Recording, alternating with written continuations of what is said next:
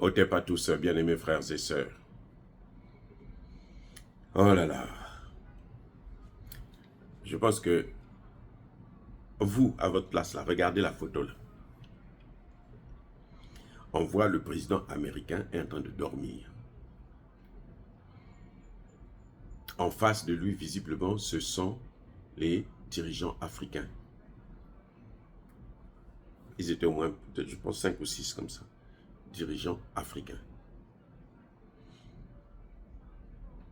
Qui sont en train de parler. Bon, là, les dirigeants africains ont rencontré qui? Est-ce que vous allez dire que les dirigeants africains ont rencontré le président américain? Ou bien, ben, ils sont venus, je ne sais pas, au deuil. C'est incroyable. Monsieur, il dort. Les amis, il dort. Mais reste chez toi. Ça, ce sont les conséquences de la volonté de déstabilisation des pays. Ça, là, ça arrive parce que monsieur ne vient pas avec des bonnes intentions. Déjà, c'est un voyage qu'il a pris à l'arraché. C'est-à-dire que c'est à la dernière minute qu'il voyage comme ça. À la dernière minute. Parce qu'il est en guerre contre la Chine, il est en guerre contre l'Afrique. Parce que l'Afrique, pour eux, là, ça leur appartient. Les matières premières de l'Afrique, ça leur appartient. Donc, quiconque veut se mettre sur leur chemin, ils doivent l'écraser. Et comme il avait oublié, il a pris un peu du retard, il avait oublié, mais il se rappelle qu'il commence bientôt à partir, parce qu'il croyait qu'il allait prendre un deuxième mandat. Et que bon, il faudrait qu'il règle cette affaire-là le plus rapidement. Il est en train de faire l'expédition des affaires courantes. Donc quand il vient là. Ce n'est pas lui qui décide. Ce n'est pas le président américain qui décide. Tout ce que vous voyez là, en Afrique, là, en RDC notamment, parce que là, lui, il est parti, c'est pour dépecer la RDC. C'est pour manger la RDC. Pour préparer la RDC. Si tu sais que tu n'as pas compris, ça, ce n'est pas mon problème. Je vous dis, il est parti là pour ça. Avec la complicité de qui? De Lorenzo, de Kagame, de tous ces chefs d'État que vous avez vus autour là. Ils sont là prêts pour vendre la RDC. Les amis. Le président américain dort pendant qu'il est en face des dirigeants africains. C'est ce qui se passe aux Nations Unies. Aux Nations Unies, au moins, ils prennent la politesse de ne pas dormir. Ils sortent. Quand vous avez des réunions de l'Assemblée générale des Nations Unies, lorsque les chefs d'État africains passent là, vous n'avez aucun chef d'État occidental. Je répète, vous n'avez aucun chef d'État occidental. Vous n'avez pas la France, vous n'avez pas les États-Unis, vous n'avez pas l'Angleterre, vous n'avez pas l'Allemagne, vous n'avez pas... Même leurs ambassadeurs, parfois, ils sortent, ils s'en vont. On vous laisse là, les Noirs, là, qu'est-ce qu'ils ont à dire aux gens? Mais pourtant, c'est là qu'ils prennent toutes les matières premières. C'est là-bas qu'ils sèment c'est-à-dire le malheur. Ils viennent piller à ciel ouvert et ils laissent toute la radioactivité comme ça en plein air et ça se répand sur des étendues, des dizaines, des centaines de kilomètres. Ce n'est pas leur problème.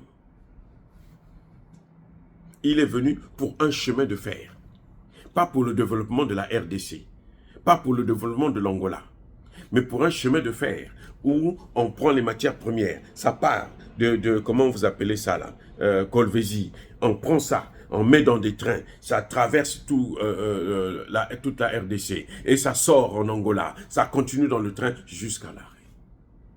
Et ces matières premières-là ne sont pas protégées. Tous ceux qui habitent sur le tronçon-là, ils sont mais exposés. Parce que ce sont des matières premières toxiques, radioactives. Ils s'en fichent. Puisque ceux qui vont mourir là, ce n'est pas eux. Voyez les amis, ce qui est en train de se passer. Il est en train de dormir. Pourquoi il n'est pas resté chez lui? Vous allez me dire, non, il est vieux, il est ceci. Mais tu es vieux, reste chez toi. tu vas bientôt terminer ton mandat. Reste chez toi. Tout ça, c'est parce qu'il y a le mépris. Ce n'est pas la vieillesse, c'est le mépris de l'homme noir. C'est le mépris. Et puis, vous voyez que ce n'est pas lui qui dirige. Donc, lui, il est déjà parti là. Il est déjà parti. Hein. On ne le voit plus là. C'est comme s'il n'existait pas. Il est déjà parti. Mais d'autres gens ont élaboré des textes. Ils ont préparé et tout, qui ne négocient même pas avec eux. Puisque c'est lui qui est en train de parler avec eux. Non? Lui, il dort. Pendant qu'eux, ils sont en train de divaguer là. Lui, il est en train de dormir. Mais après, vous avez des textes qui sont signés. Ces textes-là sont signés sont préparés par qui? Sont élaborés par qui? Est-ce qu'il y a les Africains qui ont participé à l'élaboration? Non. Puisque la personne qui négocie avec vous ne vous écoute même pas. Elle dort. Elle est morte. Vous allez faire quoi? Voyez, les accords que nous signons là, ce ne sont pas les accords. C'est ça qui montre que les accords que nos dirigeants là signent, ce n'est pas parfois les dirigeants qui le font. C'est-à-dire que ceux qui gouvernent les mondialistes. Là, c'est l'Amérique profonde qui a élaboré les accords que vous voyez. Puisque même lui, il ne connaît pas ça. On l'amène là seulement comme... oui. Oui. Il ne connaît pas. Attendez, il dort. Mais à la fin, il y a quand même des accords qu'on a signés. Alors que lui, quand les autres parlaient, il dormait. Qui a préparé ces accords-là?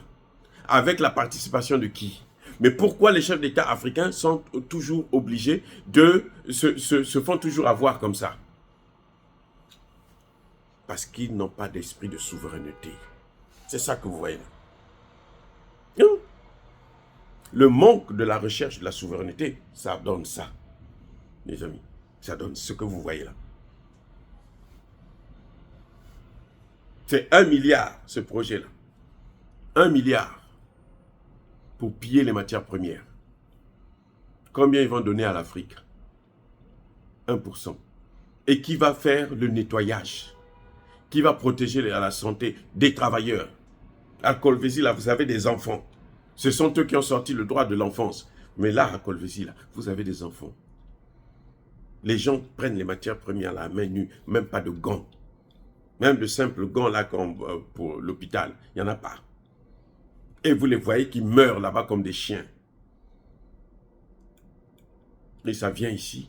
Quand ça vient ici, on travaille ça, on transforme ça, on renvoie là-bas. Aucun Congolais ne peut acheter ça.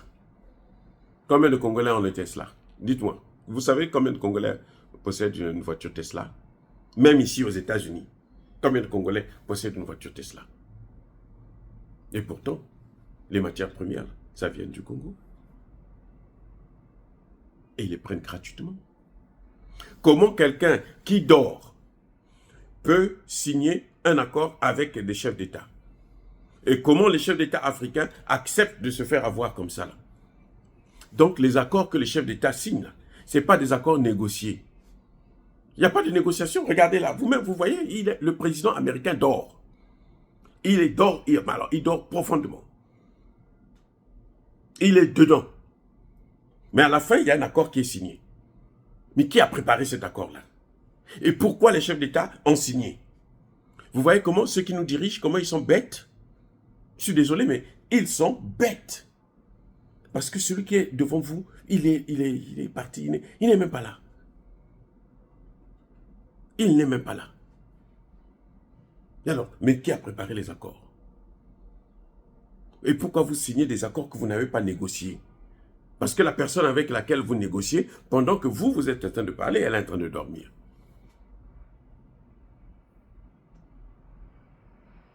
D'ailleurs, vous avez vu la photo où les chefs d'État sont là comme des enfants à l'école primaire, devant le maître. Ils ont même peur. Oui. Donc, tout ce que le président Biden est allé signer là-bas, sur le corridor là, c'est des faux accords. Ça a été préparé depuis ici, par d'autres gens. Et même lui-même, parfois, il ne connaît même pas. Et les chefs d'État africains ont signé. Les Tshisekedi ont signé.